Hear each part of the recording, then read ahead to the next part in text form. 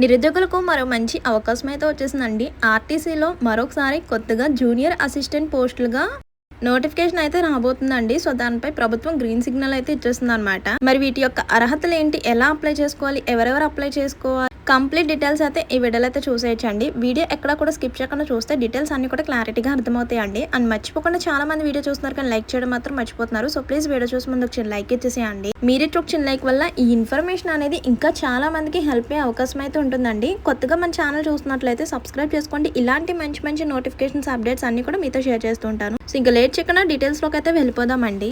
నిరుద్యోగులకు ఇదొక good news అనే చెప్పుకోవచ్చు. ఆర్టీసీలో జూనియర్ అసిస్టెంట్ పోస్టులుగా భర్తీకి ప్రభుత్వం గ్రీన్ సిగ్నల్ అయితే ఇచ్చేసిందండి. మరి మొత్తం ఎన్ని వేకెన్సీస్ ఉన్నాయి అనేది చూసేద్దాం. అంతకన్నా ముందు ఆర్టీసీ అసిస్టెంట్ జాబ్స్ కోసం ఎవరైతే ఎదురు చూస్తున్నారో మీ యొక్క డిస్టిక్ నేమ్ అనేది కామెంట్ చేసేయండి. ఎందుకంటే ఈ పోస్టులు అన్ని కూడా మనకి డిస్టిక్ వైజ్ అయితే ఓపెన్ చేస్తారనమాట. సో అందుకే మీ యొక్క డిస్టిక్ నేమ్ అనేది కామెంట్ చేస్తే ఆ డిస్టిక్ కి సంబంధించిన అప్డేట్ రాగానే వెంటనే షేర్ చేయడానికి అవకాశం అయితే ఉంటుందండి. తెలంగాణ నమో వివరణ సమయంలో అంగీకరించిన డిమాండ్ల సర్కార్ ఒక్కొక్కటిగా పరిష్కారాన్ని చూపిస్తుందండి. ఆర్టీసీ యూనియన్ ప్రతినిధులు ఇచ్చిన డిమాండ్ల ప్రభుత్వం ఒక్కొక్కటి అధికారులు పరిశీలిస్తున్నారన్నమాట. వాటిలో అమలుకు అవసరమైన పాలన అనుమతి జారీ చేస్తుంది. సో తాజాగా ఆర్టీసీలో జూనియర్ అసిస్టెంట్ పోస్టులుగా చాలా కాలంగా పెండింగ్ లో ఉన్న ఫైల్ ను పరిశీలించి ప్రభుత్వం ఆమోదం మొదలు చేసి బుధవారం ఆర్టీసీ భవన్కు పంపించిందన్నమాట. దీంతో రాష్ట్ర వ్యాప్తంగా ఆర్టీసీలో ఖాళీగా ఉన్న 130 జూనియర్ అసిస్టెంట్ ఉద్యోగాలు భర్తీ చేస్తున్నట్లుగా ప్రభుత్వం గ్రీన్ సిగ్నల్ అయితే ఇచ్చేసిందన్నమాట.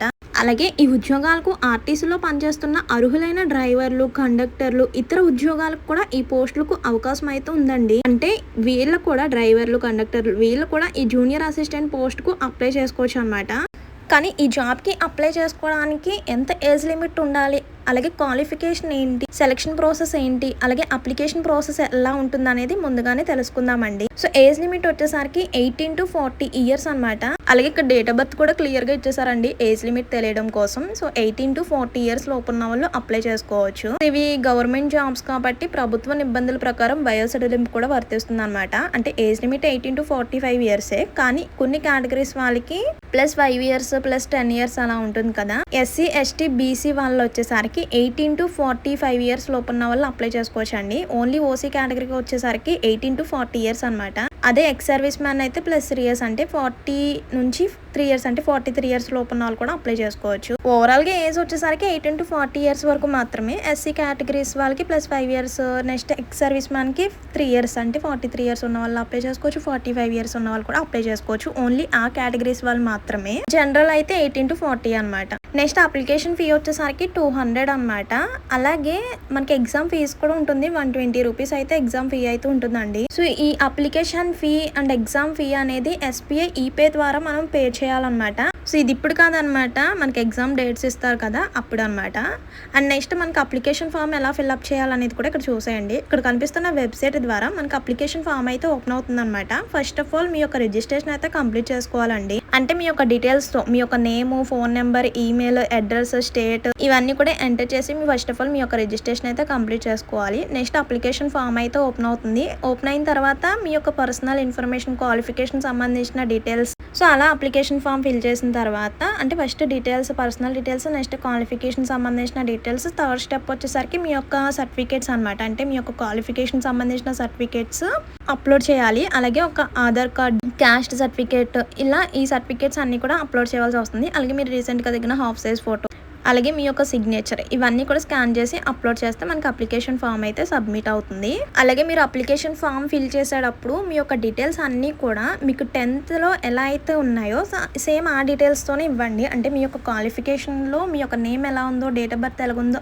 ఆ డీటెయిల్స్ తోనే మీరు అప్లికేషన్ ఫిల్ చేయండి. అలాగే మీరు అప్లికేషన్ ఫిల్ చేసేటప్పుడు మీ యొక్క జెన్యూన్ ఇన్ఫర్మేషన్ మాత్రమే ఉండాలండి. సో ఎందుకంటే మీరు లాస్ట్ లో అప్లికేషన్ ఫిల్ చేసిన లాస్ట్ లో మీరు సర్టిఫికేట్స్ కూడా అప్లోడ్ చేయాల్సి వస్తుంది. సో ఆ ఇన్ఫర్మేషన్, ఈ ఇన్ఫర్మేషన్స్ అన్ని కూడా సేమ్ ఉండాలన్నమాట. సో అన్ని డీటెయిల్స్ కూడా క్లారిటీగా చెక్ చేసుకొని అప్లికేషన్ ఫామ్ అయితే పెట్టుకోండి. అదనమాట అప్లికేషన్ ప్రాసెస్. నెక్స్ట్ క్వాలిఫికేషన్ వచ్చేసరికి ఈ జూనియర్ అసిస్టెంట్ లో మనకి 2 టైప్స్ ఆఫ్ పోస్టులు అయితే ఉంటాయండి. ఒకటి పర్సనల్, ఒకటి ఫైనాన్స్. 2 టైప్స్ అయితే ఉంటాయి. So first junior assistant personal కి వచ్చేసరికి ఎనీ డిగ్రీ కంప్లీట్ చేసిన వాళ్ళు అప్లై చేసుకోవచ్చు అండి. అలాగే సెలక్షన్ ప్రాసెస్ వచ్చేసరికి మనకి రిటర్న్ ఎగ్జామ్ అయితే ఉంటుంది. ఎగ్జామ్ సిలబస్ ఎలా ఉంటుంది, ప్యాటర్న్ ఎలా ఉంటుంది అనేది కూడా చెప్తాను. మనకి ఈ పోస్ట్ కి జూనియర్ అసిస్టెంట్ పోస్ట్ కి అప్లై చేసుకోవాలంటే ఎనీ డిగ్రీ క్వాలిఫికేషన్ అయితే ఉండాలండి. And next exam syllabus and exam pattern చూసేయండి.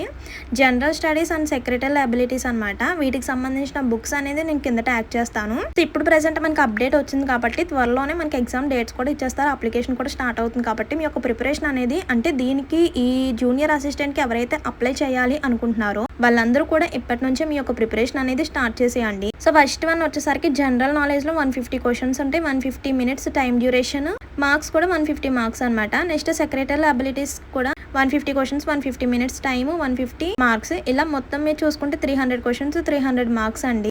సో ఇలా మనకి 2 పేపర్స్ అయితే ఉంటాయి.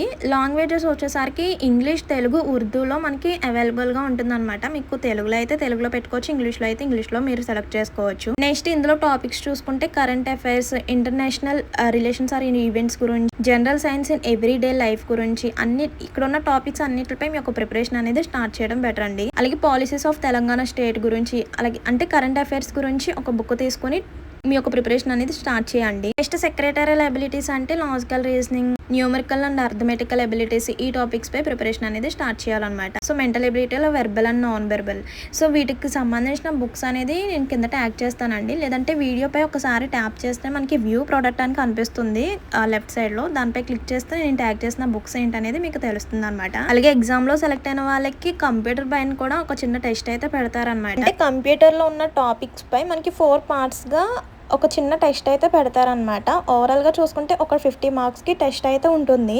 ఫస్ట్ పార్ట్ ఏలో వర్డ్కి సంబంధించిన టెస్ట్ పై 20 మార్క్స్ వస్తాయి అనమాట. నెక్స్ట్ సెక్షన్ ఎంఎక్స్ఎల్లో 15 మార్క్స్కి అయితే ఇస్తారు. చూడండి ఇక్కడ వర్డ్ అంటే వర్డ్ లైన్స్ గురించి, అలాగే అండోర్ ఎండో ప్రాసెస్ గురించి, ఈ టాపిక్స్ పై మనకి చిన్నగా మల్టిపుల్ చాయిస్ క్వశ్చన్స్ అయితే ఉంటాయండి. అలాగే పారాగ్రాఫ్ ఫార్మాటింగ్ అంటే ఏంటి, ఫేజ్ ఫార్మాటింగ్ అంటే ఏంటి, సో ఇలా మనకి వర్డ్ పై టెస్ట్ అయితే ఉంటుంది. పార్ట్ ఏలో 20 మార్క్స్ అనమాట, 20 క్వశ్చన్స్ ఉంటాయి. నెక్స్ట్ పార్ట్ బిలో వచ్చేసరికి ఎక్సెల్ గురించి, ఇందులో 50 క్వశ్చన్స్ అయితే ఉంటాయి అనమాట, 15 మార్క్స్. సో ఎక్సెల్ లో మనకి ఏమేమి ఉంటాయి, న్యూ వర్క్ బుక్, అలాగే దాంట్లో work sheet, editing data of work sheet గురించి, ఈ టాపిక్స్ పై ఒకసారి రివైజ్ చేసుకుంటే సరిపోతుంది. అండ్ నెక్స్ట్ వచ్చేసరికి పవర్ పాయింట్ లో 10 క్వశ్చన్స్ 10 మార్క్స్ అయితే ఉంటాయండి.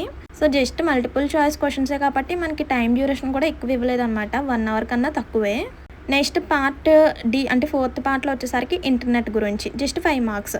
ఇలా కంప్యూటర్ టెస్ట్ పై 50 మార్క్స్కి టెస్ట్ అయితే పెడతారండి. సో అంటే మెయిన్ రిటర్న్ ఎగ్జామినేషన్లో సెలెక్ట్ అయిన వాళ్ళకి నెక్స్ట్ కంప్యూటర్ టెస్ట్ అయితే 50 మార్క్స్కి అయితే పెడతారు. సో ఇందులో కూడా సెలెక్ట్ అయిన తర్వాత మీకు జాబ్ అయితే కన్ఫర్మ్ అవుతుంది. సో ఇక్కడ కనిపిస్తున్న వెబ్సైట్ ద్వారా మీకు ఎప్పుడు నోటిఫికేషన్ ఓపెన్ అవుతుంది అనేది డీటెయిల్స్ అన్నీ కూడా తెలుస్తాయి అనమాట.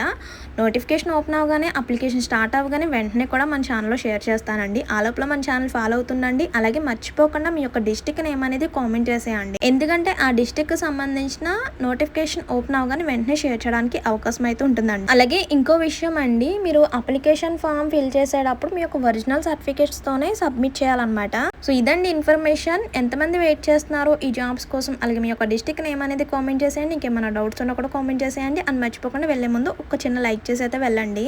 మరి ఉంటాను మరో మంచి ఇన్ఫర్మేషన్తో మళ్ళీ కలుద్దాం. See you to next video. Thank you for watching. Please do like, share and subscribe. Bye bye.